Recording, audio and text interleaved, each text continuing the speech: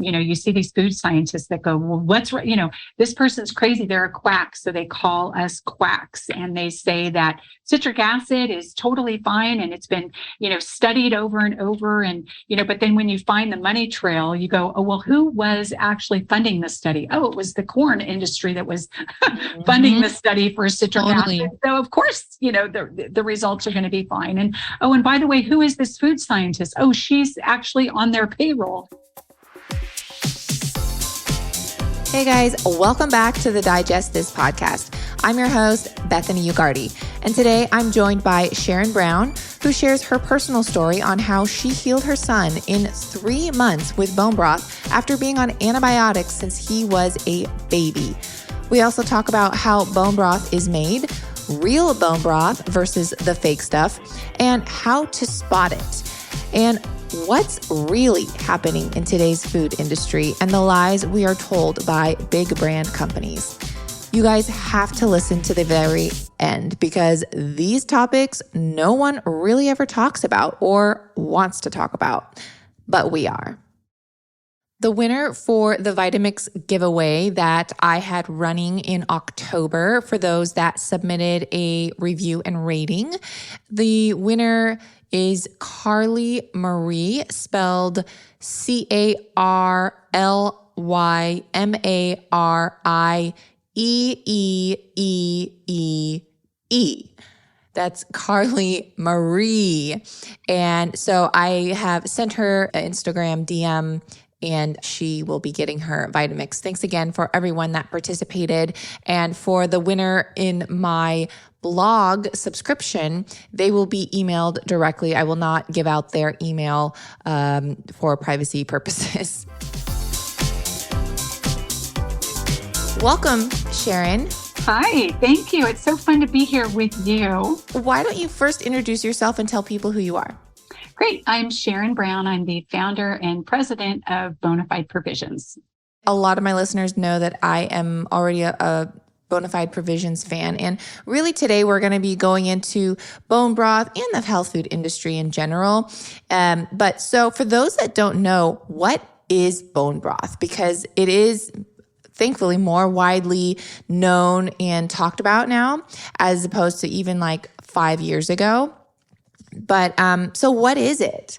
Yeah, so bone broth is a product that's been used by cultures all over the world for thousands of years. And it's simply when you take the bones of an animal and you simmer them for long periods of time, what happens is with that simmer process, it pulls all of the collagen, the nutrients, the amino acids, and the protein out of the bones into this broth that we refer to as liquid gold. And that's simply what bone broth is. It's very specific because you're using bones. You're not using the meat of the animal. And that's where all of the kind of healing or supportive properties comes in from the bone broth. And we can get a little bit more technical, but that's kind of the basic version of what bone broth is. Yeah, I would love to kind of get more into it too, as what it's made from. But if anyone has ever maybe cooked a chicken and the bones of the chicken get like super soft, you can kind of bite into them and there's like that red, I don't know, whatever you want to call it. Explain what that is. Yeah. So, it really has to do with the cooking time and how you talked about them getting soft. And when you do that, the bones actually almost start to disintegrate. And what is stored in the bones of animals and, really humans, if you think about humans, we store our calcium in bones. All women are talking about, where we're storing our calcium. For animals, they're storing things like their amino acids, the protein, the minerals in those bones. And when you are cooking, whether it just be a whole chicken or just the chicken bones, it's extracting the longer cooking times, extracting those things. And, I didn't start this company because I wanted to make a buck. That was never how this happened. And it was really to, we healed my son. And, this was 16 years ago when people didn't know what bone broth was. I didn't know what bone broth was, but I had a very, very sick child. And, really people tout bone broth and the benefits of bone broth really about the collagen, but it's actually the amino acids. And that's where we can get a little bit nerdy and technical, because it's the amino acids that are so important, just in supporting the gut. And that's where the benefit comes from.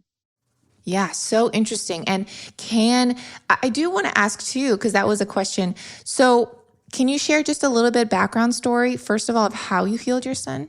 Yeah. So this was 16 years ago. I had a 6-year-old when I really started all of this, but I have 3 children. My middle son, he was born perfectly healthy. And then when he was 6 months old, he developed his first sinus infection.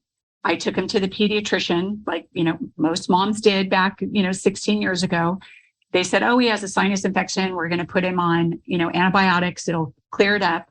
He also has a little ear infection and he'll be fine. So we gave him, this little pink medicine, it's just full of junk. and so gave him the antibiotics and cured that sinus infection. But about 6 weeks later, he developed another sinus infection. And for the first 6 years of his life, he was on some round of antibiotics or breathing treatments, albuterol. He was just a sickly little guy. He had skin issues, sinus issues, chronic ear infections, respiratory infections. We had to give him breathing treatments, and he was just sick all the time. And then when he was in first grade, we went to a back to school night, and that's when you get to go back to school and meet the teacher, learn kind of what the kids are doing for the year. And his teacher pulled me aside and said, your son Blake is such a fine young man, but he has ADD tendencies, and you need to get him to a doctor and get him on some Ritalin, because it's easier for the families and the teachers and his classmates. So you really need to get him on some focusing medication. And I just thought, this is insanity. This is crazy. And mind you, this was 16 years ago. There wasn't Instagram. There wasn't, there was very little information on the internet. And, I just cried the whole way home. And I thought, I just can't go on. I cannot continue to medicate this child. And I cannot put him on this very powerful mind-altering drug. I just was not willing to do it. So I went home, had a cry fest. I started to do a little bit of research. There wasn't a ton of research on the internet. I went to the library, and I went to the librarian and I said, point me to the section of natural healing. And I came across Weston A. Price's teaching. And I read his book, and I learned about the benefits of bone broth. So I said to my husband, we're going to pull him out of school. I'm going to start homeschooling him, because obviously he couldn't go back to school and sit around with a bunch of kids eating, fish crackers for lunch. And we're going to heal this little guy. And so my husband, who was a professionally trained chef at one point in his life, we started making bone broth, and we started incorporating it into everything we made, everything, his breakfast, his lunch, his dinner, his smoothies. And within 3 months' time, it was the first time since he was 6 months old that he wasn't on a round of antibiotics. Wow. And we thought, okay, we might be onto something here. And then I kind of chalked it up. Well, he's not around kids at school. Maybe that's why he's never sick, Then 6 months went by, and then nine months went by. And a year later, we healed this little guy using food, and he's 23 today. He hasn't been back to the doctors since that time. And he doesn't have ADD. He just graduated with a business degree, and he hasn't taken 1 ounce of medication since that time. Wow. What an amazing story. Praise God for that. That's awesome. Thank you so much for sharing. And what kind of, were you doing beef bone broth, chicken bone broth? Were you just mixing it up during that time? I was mixing it up, and I was doing everything that I can. He was a little 6-year-old guy, and I was trying to get him to drink the bone broth, and that was not happening. He did that for the first week, and then he was like, I can't drink any more bone broth. So that's when I would make, to your point, beef and chicken and turkey and kind of mix it up, but I just snuck it into everything that I made for him. He had no idea that, by the end of the day, he was drinking up to 24 ounces of bone broth because I just put it in everything that he consumed. Yeah. And that's something too, I want to point out. You can incorporate it into so many different things. You can cook rice in bone broth, obviously adding it to soups. I like to freeze bone broth in like little ice cubes and then throw them in my smoothies. And you can't even taste it because if you're adding, fruit or a banana or different things, the fruit really overpowers the taste anyways. So, unless you're really like drinking it straight up or adding it to like a soup broth, which is delicious, you can kind of sneak it into so many things. Yeah, you absolutely can. And then for folks who like to drink it, they can just drink it straight. But yes, that's what we did. And then I went, that prompted me. Young moms, and we see them kind of everywhere on Instagram and social media that just have a passion, right? And so I was so passionate about healing, and I would go to moms in the grocery store and talk to them about the food that was in their cart, and I became like this crazy I love it. I was like this crazy woman in the grocery store. I'd see moms with like soy formula, and I'd be like, don't give your baby soy formula, and so I went back to school. I got several certifications in nutrition. I opened a nutrition practice in Del Mar. I had a 4-month wait list to work with me. And I say that not because I try to puff myself up. I say that simply because food does heal. And when you get amazing results from healing with food, people will line up because people are desperate. People are desperate for a solution. Yeah. So I had a 4-month wait list, and my biggest challenge, I became a GAPS practitioner. Stands for Gut and Psychology Syndrome. It's a protocol that was created by Dr. Natasha Campbell McBride, who's a neurologist, to support children who are on the spectrum and autism.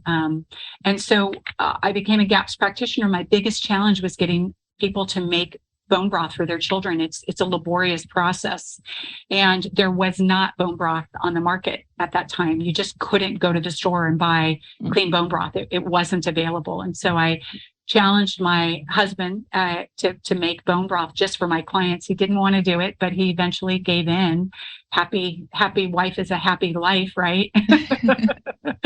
And so we used to sell it out of my little office, and it would sell out monthly, weekly, daily. And then we launched it online and launched it kind of nationally through Whole Foods. And here we are. That's kind of the rest of the story. I had to give up my nutrition practice. My husband was a contractor. He had to give up his contracting business, really, as our sole focus was trying to get this product in the hands of more people and really to change the grocery industry, to really teach them that people are out there that want real products, and ingredients matter. And if you put the product on the shelf, these people will find you.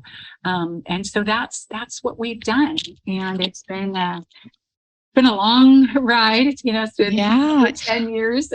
But yeah. Okay, so I have some questions too. So just to kind of inform some people. So first of all, how is bone broth made? Yeah. So bone broth is, we make ours the traditional way. We take the bones of an animal, we add apple cider vinegar, we add triple filtered water. We do add onions and garlic to ours because I do believe in the medicinal properties of onions and garlic.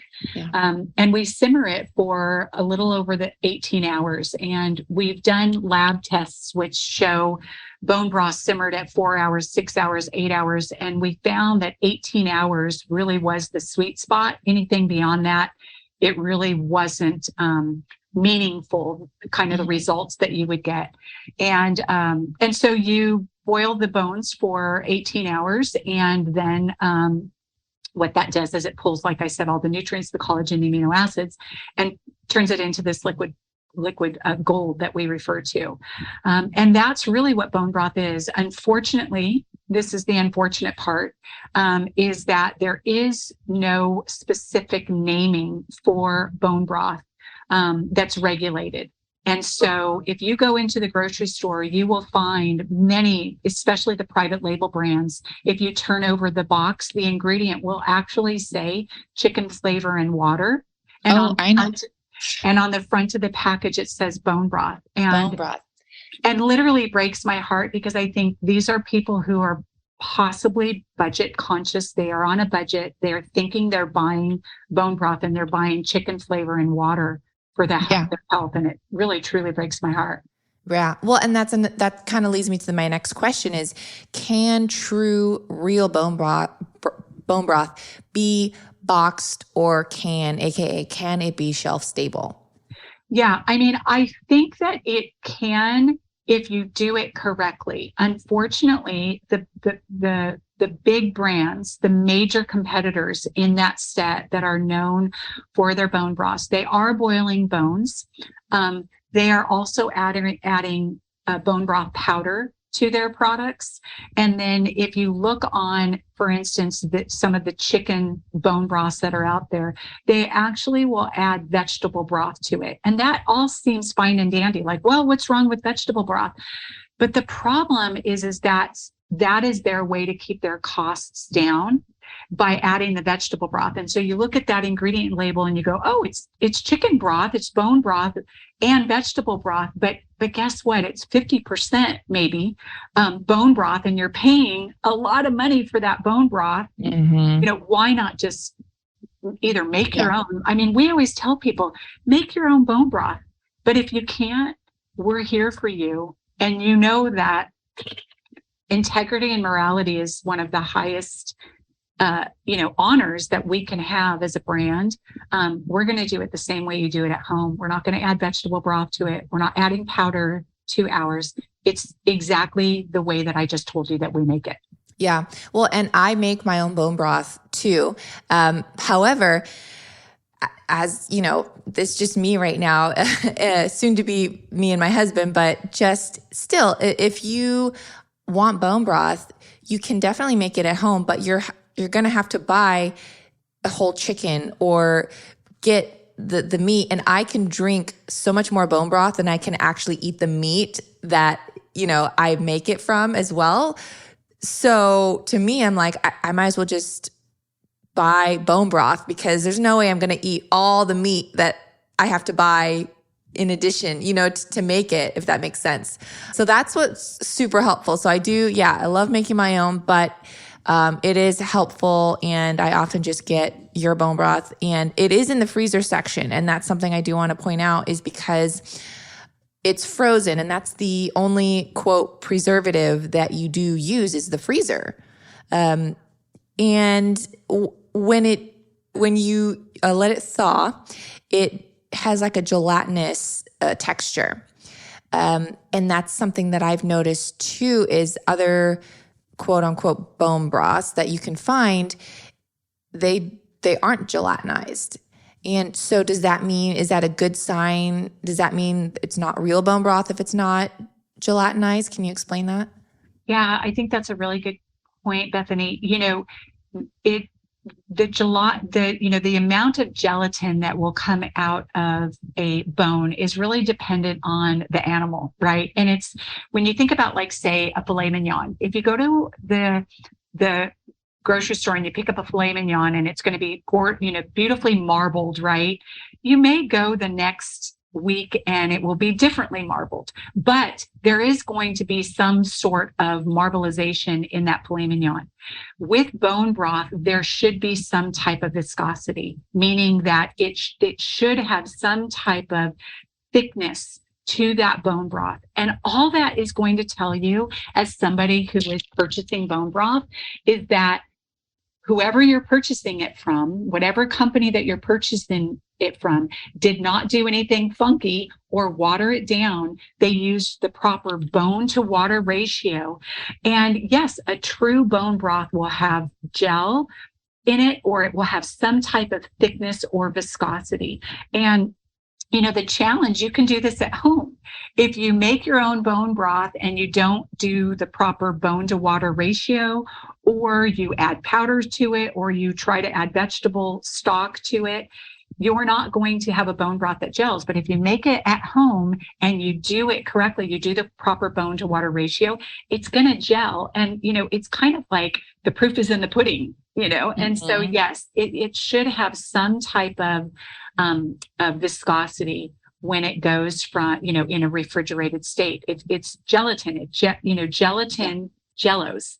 Think about that kind of jiggly jello when we grew up. I'm old. I'm 56 years old, and we used to grow up on jello. And so, but it gels. It kind of has that wiggly jiggly, and so your bone broth should have some type of viscosity for sure. Yeah, and that's when it's kind of chilled in the refrigerator. If it's hot, then it does not, because it's liquefied when it's hot. So just want to clarify that. So that's a good actually test. If you think you are buying true bone broth, put it in the refrigerator and see what happens, and then that's a true test. This is a question. So can bone broth be made from fish, like basically fish stock?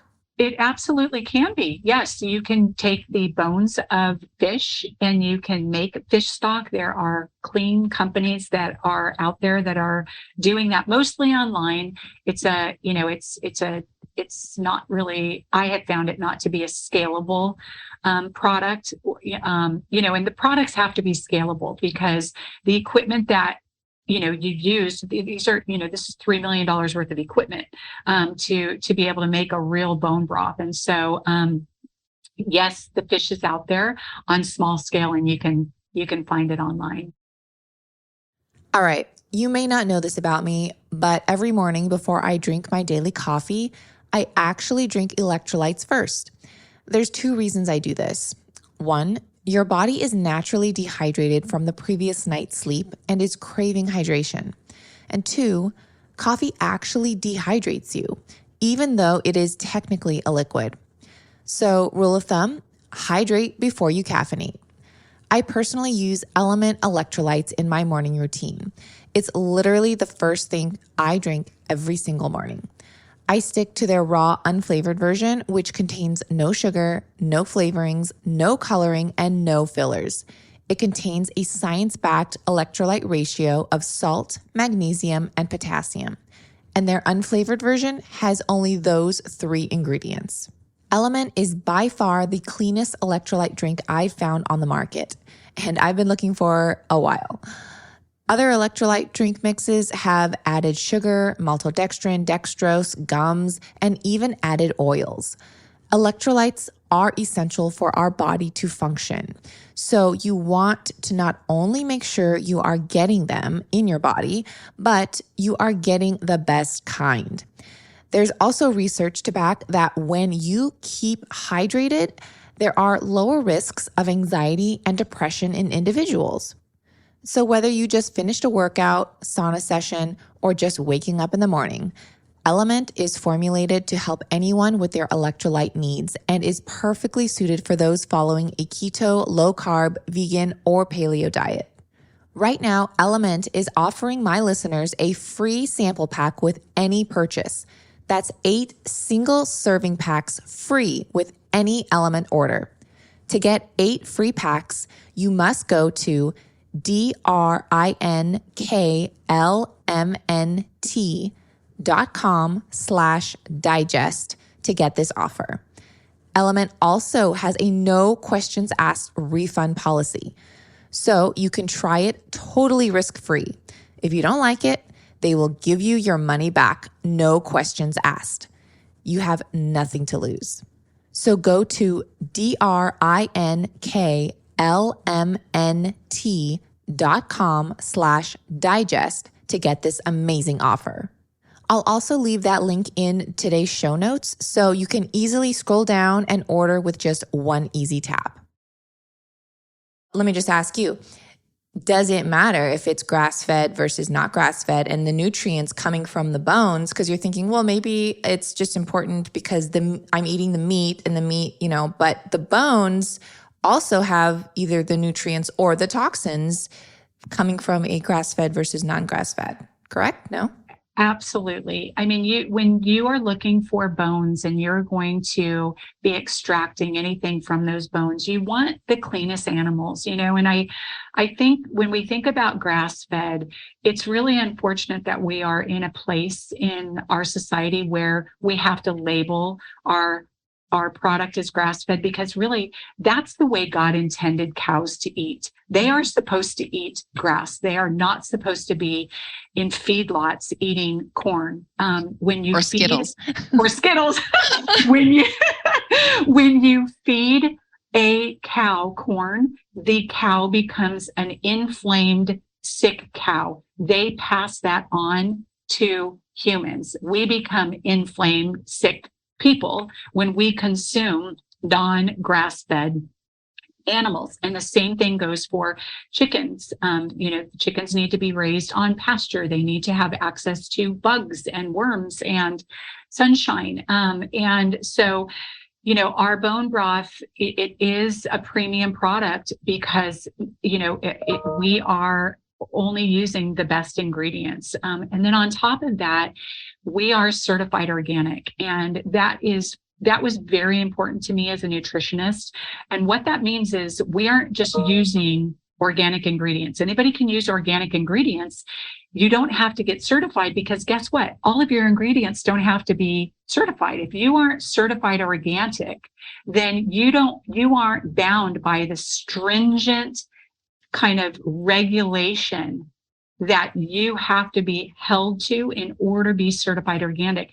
Even our cleaning products that we use to clean our kettles have to be organic. We can't just throw Ajax in there and chlorine bleach and clean up our rooms. Everything that touches this product, from the animal all the way through the processing to the cleaning, is an organic process, and therefore we are certified. And that's our commitment to people who are purchasing our products. So, I think, Bethany, one of the things that we love about you and have always loved about you, we've been, girl crushing and fanning on you for years. It's because of your commitment to ingredients and really calling big companies, big pharma, big food companies out. And, my message to everybody is just beyond bone broth, right? It's like, for me, when I think about my mission, my passion, my calling,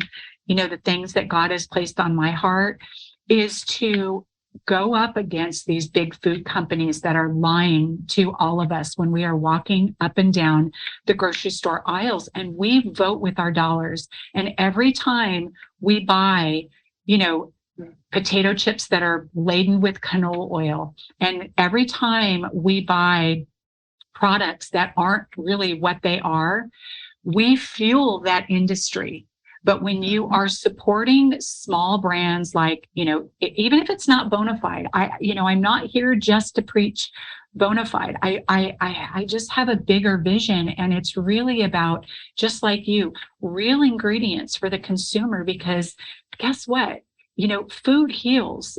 Food is medicine. I am a walking, talking, result of that. My son is healed using food. And so we have to band together, as people who believe in this, and support the brands and buy the brands that are out there fighting the good fight. Because I am telling you, it is a fight. Every day we are battling against big food companies, big retailers, and it all boils down to consumers supporting the brands.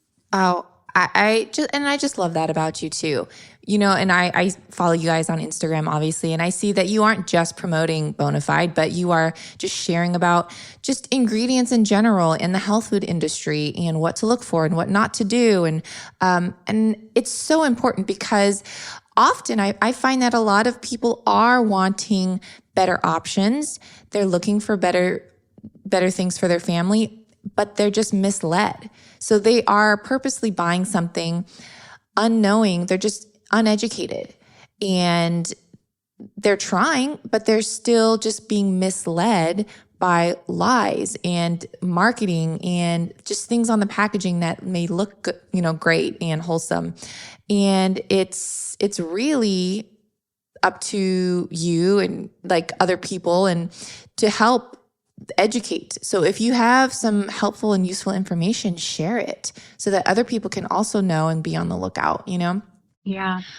And now kind of going into that, what do you see in today's health industry that is taking over and now accepted as normal in the wellness space? I'll give you an example. Like I'm seeing a lot of natural flavors and stevia and gums in health and wellness products that are actually labeled as clean. But to me, that's just not, and it's so tricky because, like natural flavors, those are chemicals basically. And it's just so common in today's health food. Yeah. Yeah. And Bethany, you were one of the very first people to bring up what I'm going to talk about, and it's citric acid. And I remember years ago, you did a post or a blog about what citric acid actually is and what people think it is. It's not beautiful, gorgeous lime or lemon. And 99% of the citric acid on the grocery store shelf today is made from molded GMO corn, even in organic products. And you were one of the first ones to bring that to the attention. Now, I can share with you in my nutrition practice how many people suffered from just various kind of funky symptoms. And when we were able to get the citric acid out of their consumption, their daily consumption, all of a sudden these crazy symptoms went away. Amazing. And so that's a really big issue, the citric acid, right? It's huge. And that's, please. I'm curious about what happened. Yeah. And so what's very sad to me is that what I'm starting to see is this watered down version of wellness that it's this kind of anti-diet culture, and which, look, I am anti-diet. I never even used the word diet in my practice. It was a food program. We always talked about a food program because, it wasn't about diet. It was about fueling and healing and just supporting this amazing thing called the body, And so, what's very sad to me is these watered down versions of, hey, citric, you see these food scientists that go, well, what's right? This person's crazy. They're a quack. So they call us quacks. And they say that citric acid is totally fine. And it's been, studied over and over. And, but then when you find the money trail, you go, oh, well, who was actually funding the study? Oh, it was the corn industry that was funding the study for citric acid. So of course, the results are going to be fine. And, oh, and by the way, who is this food scientist? Oh, she's actually on their payroll. Yeah, she's on their team. She's on their team. So those are kind of the look, I'm a mom. Part of my role, I sell bone broth, but my bigger role is I am a mom. I am a nutritionist. I am an activist about real ingredients, eating the way we did 100 years ago on a farm. I'm concerned about our children. I'm concerned about our children's health. I'm concerned with the rates of cancer, ADD, ADHD, anxiety, and what we are putting into our food supply. And I'm concerned with the watered down message that everything's okay. And look, everything's okay in moderation, right? Follow the 90-10 rule. But we got to be careful with the things that we're putting in our body, because this body was not meant to be loaded full of crap. It just wasn't. It breaks down. Yeah, and it's so true. And I mean, if you think about it too, I mean, the word natural is so widely and just loosely used. Yeah, everything is natural. Dog poop is natural. But do you want to put that in your body? Not everything natural is safe. Yes, absolutely. And, everything natural wasn't meant to be consumed and put into the body. And, I worked with, like I said, thousands of people all across the country, and I would get moms that would come to me with picky eaters. I had a picky eater. He was 6 years old, and, and I had to reverse everything. And, I tell people, start them from the time that they are babies, limit the sugar. They're not even going to know what the sugar tastes like. And then when they have a piece of fruit, you're going to see that's why babies go, when they eat fruit, it's like their face lights up and they're like, wow, wow, wow.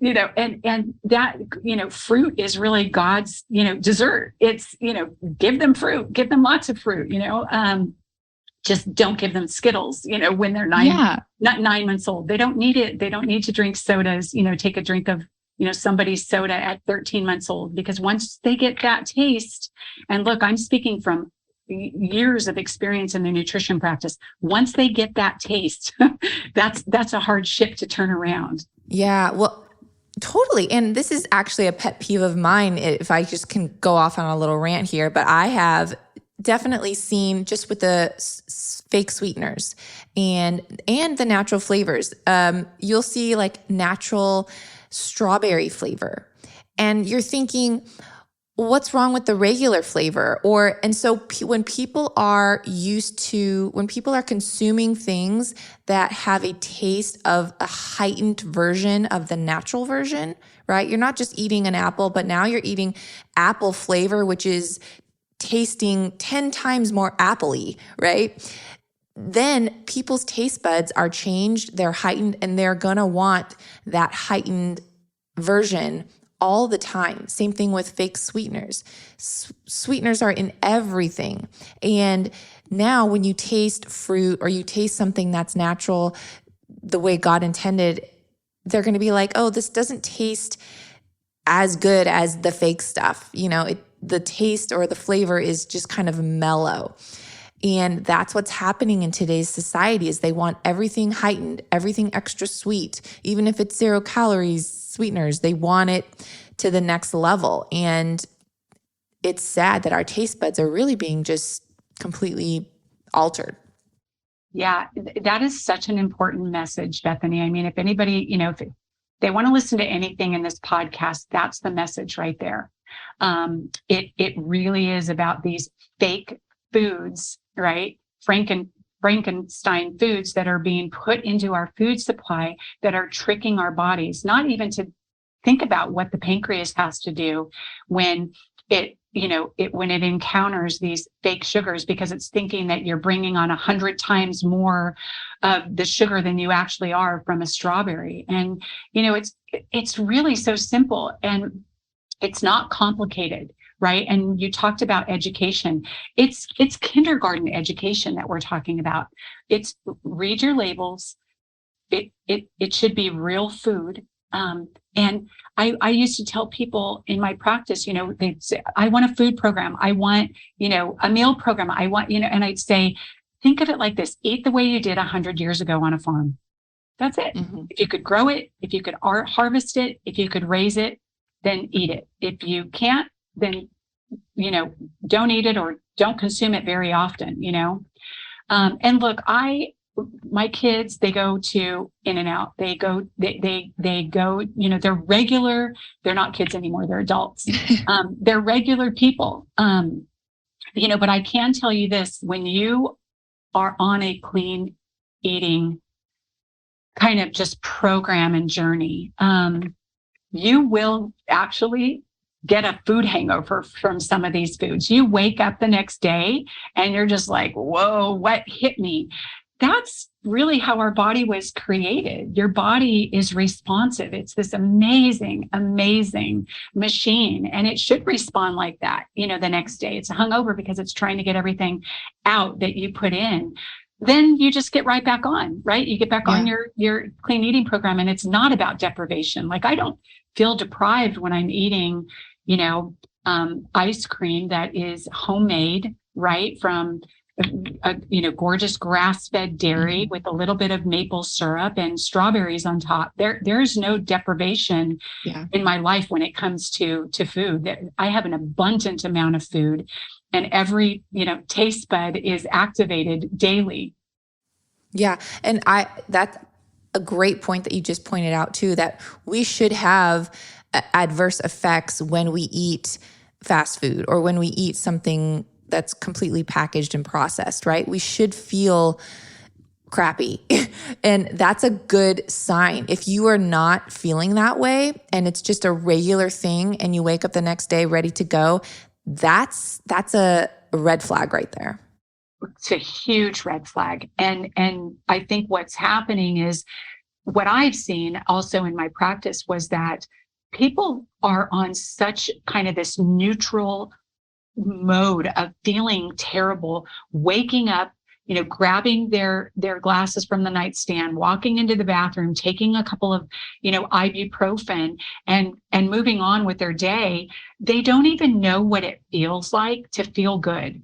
And that was in my practice. I mean, after 6 weeks on a clean eating program, people would come back and say, I had no idea that I was experiencing this until I thought about it. And I don't even have that anymore. Whatever these things are and all these crazy symptoms that everybody's experiencing, brain fog and, just everything that we're experiencing, just try a real food program. It's not restrictive. It is not about diet culture. It is not a diet. It's really actually the vitamins, the nutrients, the minerals, the proteins,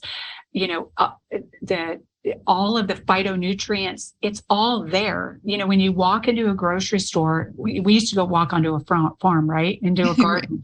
But now you walk into the grocery store and you walk into the produce section. That's your medicine cabinet right there. That is it. It has everything that your body needs. Then you move over to the meat aisle. There it is. There's your medicine aisle. Consume those things and, you may find that you will have life-changing results. Yeah. And just it kind of occurred to me too, it is anti-diet the way that if you're eating just real whole foods, what's actually diet culture are the processed foods. Are the fake sweetened foods. That's diet culture right there.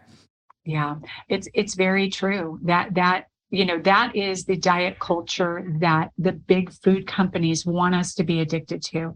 There is a reason why these foods are so addicting, right? Max Lukavere, he talks about these things all the time. Mm-hmm. And there is a reason why this food is so addictive. It is, they know exactly the chemicals to use to make our bodies and our cells. And, when you put food on your tongue, it sends a neurotransmitter to your brain and it tells your brain and the rest of your body to start doing things. There are specific chemicals that they're putting in these foods, that are really screwing with the neurotransmitters in our body. So yes, it is, we are being fed lies. And, I don't say these things to scare people. Look, I'm just a mom. I'm just a person, just like all of you, who had a very sickly little guy. And I see young moms on TikTok and on Instagram and, their world is their world. But there is some wisdom in looking in the past and looking in the past and saying, what did we do 100 years ago? Right. Mm-hmm. And what is our disease state today? And where's the correlation between the food and the disease state of today? There is a direct correlation. Yeah. And it's not getting better. You don't see cancer. You don't see all these different ailments going down. They're going up.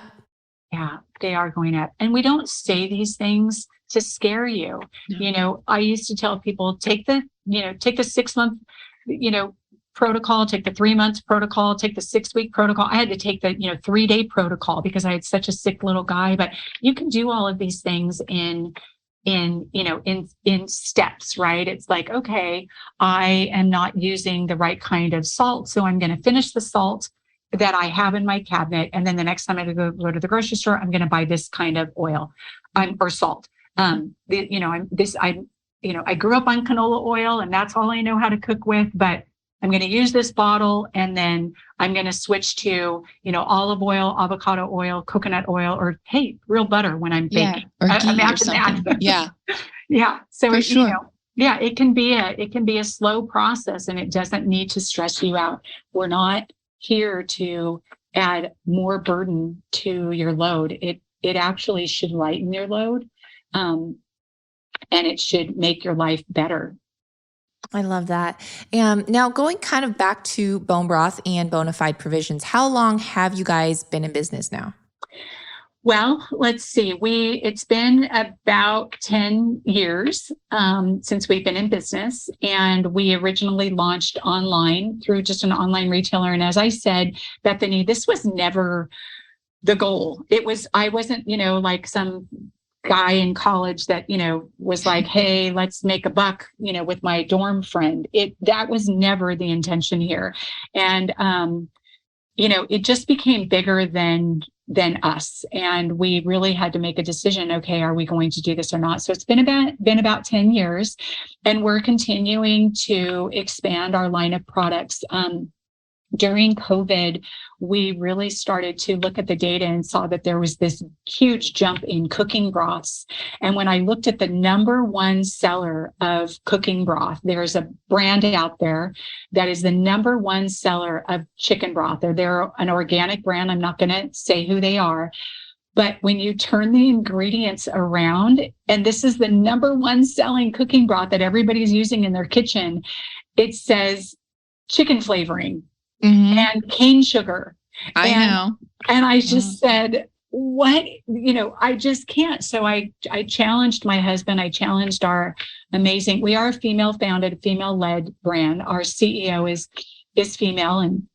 And so I challenged my husband and Amanda, and I said, I think we need to do something. These are people that are consuming this product by the boatload, and we need to put something crazy like real chicken in chicken broth. Right. And then we did the same thing for vegetables. I saw that, there's a big vegan and vegetarian community out there. And although I am not a vegan or a vegetarian, my heart went out to these people who were using this product by the boatload. And it's just, junk. It's just flavorings and sugars. It's extracts. And so I said to my husband, let's do something crazy, like put 12 vegetables in a vegetable broth. And so that's what we did. We came up with the only vegetable broth on the market with 12 organic vegetables. And so we launched those last year. They actually won an award, Best New Product of 2022, which I'm so humbly, excited about. But, we need people's support, because we're going up against, when I tell you this company, they were bought out by the biggest soup company in America. I'm not going to say names. So while they still use their label, they are the biggest soup company in America. And so I'm going up against them. And so we do need everyone's support over in the broth aisle, so that we can continue to expand our offerings over there, and bring real food to people, because that's my heart. Yeah, no, I love it. And so you do have a veggie broth, which is on the shelves where you would look where all the other veggie broths are. Yeah. It's in a box. And then your bone broths are in the freezer section. And you do have a few soup options as well, which I love. Yeah, and so those are super helpful when you just don't feel like cooking anything, or just a base for another soup that you're making. But that's just something that I want to point out too, is that a lot of brands are bought out, or you think it's it's X brand, but it's really they're owned by Nestle, or they're owned by these big corporations that I think I shared this on Instagram a while ago, but there's 11 companies that own everything. And then the smaller brands, you'll see like Fritos, they're not even a company. They're owned by X company, and so it's like the same company that owns, aspirin is making these foods that you need aspirin to take. So they're making money both ways. They're providing a quote relief for the food you just ate, that is also their brand. It's ridiculous. And so shopping small, supporting independent companies like yourself really does speak volumes, because you really do support with your dollar, and you really can trust small brands. Because I've seen it definitely in just Instagram and working with brands. I'm not going to name names, but I used to work with a great brand. They got bought out by a huge company. Their ingredients started to change, and their sourcing started to change. And I was like, what in the world? And so I looked into it and I was like, oh my goodness, they got bought out by X company, So again, all that to say, shop small, support smaller brands like Bonafide, and you'll feel better about it. And I'm sure your body will feel it too. Yeah, thank you, Bethany, for pointing that out. And we are all in a fight together. So whether it's me as the owner of the product that's putting it on the shelf, or you as the brand that is out there getting all the messaging that's needed, or the shopper, we are all in this together. And when we support one another, we allow more products that we want to buy in the grocery store on the shelves. When we don't, we all lose. My product gets discontinued, right? And then, Bethany can't talk about that product, and then the consumer can't find it. And so we are all in this together. And so when you are supporting brands that really stick to the integrity of their products, what you do is you allow the door to be open for more brands to come on that grocery store shelf, because it's all about real estate. When you walk into a grocery store, you have to look at that as this is a huge billion-dollar business, and it's all about real estate. And they're only going to put on the shelves what sells. They're not going to let just products get on there that collect dust. So whether you're buying your ghee or your olive oil, or the kind of salt that you're purchasing, any of the organic products, when you purchase that, your purchasing power speaks volumes, because the grocery store that you're walking into will keep those products on the shelf. When you don't, they discontinue them, and then you can't find them.